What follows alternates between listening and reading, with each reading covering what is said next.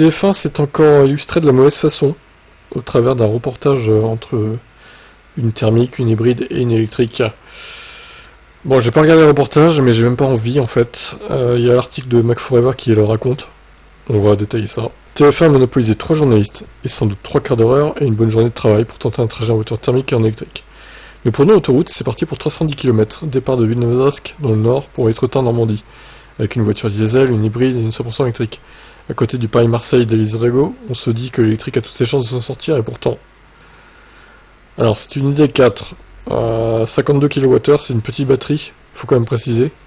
C'est pas une 77. Sur le chargement PABRP, on nous propose 25 minutes d'arrêt. Ok, bon, ça paraît logique.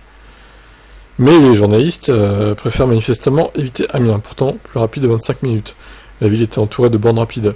Une fois à 30% de batterie et au bout de 200 km, ce qui semble un peu tôt, le journaliste cherche déjà une station de charge et arrive à la borne IO-Charge qui s'avère non fonctionnelle. Alors ça, c'est au passage une sale pub pour IO-Charge qui pratique des tarifs concurrentiels à 25 centimes du coup. Tout l'été, dommage pour eux, ça fait tâche. Après tout ça peut arriver, mais il y a quand même 2 autres stations rapides, Lidl et Powerdot autour de Neuchâtel-en-Bray. Assez facile à trouver avec ChargeMap. Ouais, c'est autour, j'avoue. Hein. T'as juste 1 ou 2 kilomètres à faire, quoi. Allez, 2-3, quoi. Ça pousser la droite, ça sera peut-être un peu plus loin, mais...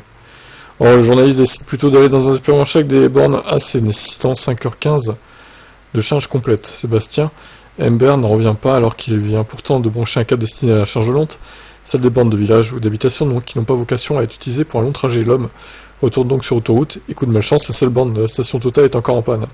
Il s'agissait d'ailleurs d'un modèle semi-rapide 50 kW qu'on a plutôt tendance à éviter sur les longs trajets, sauf à ne pas avoir le choix. Que de malchance, la 4ème sera donc la bonne, Chevrolet Carburant, un peu plus loin sur l'autoroute, cette fois à 120 kW. On était à 28% et il nous propose 30 minutes pour revenir à 100%. Précise-t-il en omettant de dire qu'il n'est pas utile de charger au-delà de 80% sur un long trajet, sauf à perdre un temps fou. Bon, ensuite, en tout, le journaliste arrivera donc avec 1h30 de retard sur les 2 collègues, alors qu'il n'aurait dû perdre que 25 minutes en préparant son trajet. Évidemment, le thermique s'en sort gagnant. La voiture diesel remporte même le match devant l'hybride, sans qu'on sache réellement pourquoi. C'est un signal fort envoyé à des millions de Français qui risquent d'être largement refroidis à l'acheter. Un véhicule 100% électrique à coup de reportage anxiogène, qui donne l'impression d'avoir été réalisé à charge. De toute façon, c'est pas étonnant, TF1, ils sont anti-VE, clairement. Donc, ils sont payés par tous les lobbies pétroliers pour leurs pubs, etc. Ils en ont rien à foutre de l'électrique. Dès qu'ils peuvent dézinguer, ça les arrange qu'il y avait des pannes, à mon avis. Hein. Ça les arrange fortement.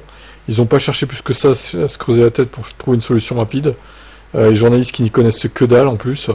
Donc, qu'est-ce que vous voulez que je vous dise, hein. Nous, on sait ce que ça vaut, les électriques. On sait comment s'en servir, etc. Mais eux, voilà, ils savent pas, et du coup, ça donne un mauvais signal à la population qui voudrait peut-être passer à l'électrique. Et en voyant ça, ils vont se dire, putain, mais c'est de la merde, en fait. On reste au thermique. Bref, c'est totalement lamentable. Qu'est-ce que vous en pensez ?